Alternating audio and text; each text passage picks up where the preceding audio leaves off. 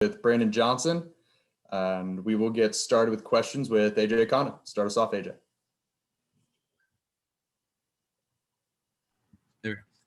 Brandon, Coach Pitino's talked a lot about the rebounding game and games past. Can you kind of just talk about how you felt that had an impact on today's game? You guys beat them on the offense board.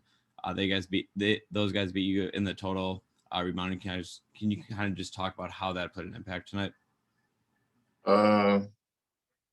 It played a role because they got second chances pretty much when we needed to stop at that time. And it was just mainly little mistakes and crucial moments that killed us tonight. Something that we have put an emphasis on in practice every day and boxing out, making sure we check out and everything. But the times that we did it good. Like, we executed the game plan perfectly. But the times that we didn't box out, we shot ourselves in the foot for sure. Daniel House, over to you.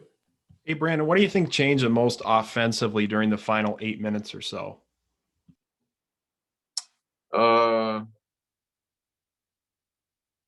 don't think it was not much of a change.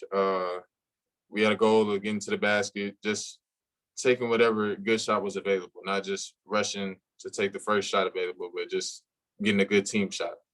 I felt like we did good on the offensive end down the stretch. It was just mainly the defensive end that killed us because, like I said before, like, we needed to stop, and we just weren't able to get the stop that we needed to keep the run going. So next, we'll go over to Andy Grader. Brandon, as you guys continue to come up short on the road, how much does that bother you? How much does that stick and grate with you? I mean, as a competitor, it bothers everybody because we feel like certain games that we should have, and it's small mistakes that keep turning into big mistakes. But we have the same mentality every time. After every loss that we have, we just go into it with a clean slate. Just move on to the next game. We mess up in the game, move on to the next possession. So that's the mentality that we've been having this entire season. So that's what we got to keep going with. Marcus Fuller, over to you.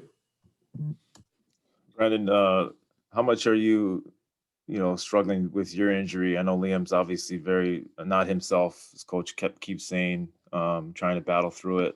How much is it hurting your game? I mean, I'm not the type to make excuses. Whatever injuries that I have going on, if I'm able to get out there and play to the best of my ability, regardless, like, I'm gonna be 100%, regardless of what's going on with me. I'm gonna do whatever it takes to make sure that I'm out there to help my team win. Daniel House, back to you.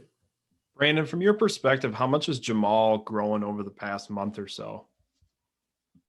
Jamal's a great kid, a hard worker. He puts in his individual work when everybody's gone every day. His game has definitely improved for sure. Like, he knows when to shoot now instead of like having jitters, like going into the game, just rushing to put up a shot. Now he's starting to be calm and get his cool and everything. So his game is expanded. He's going to be a great player in the future. He's a great player now. And I'm looking forward to seeing him grow in this program for sure. I'm just giving it a few moments to see if any final questions roll in for Brandon before we wrap it up tonight.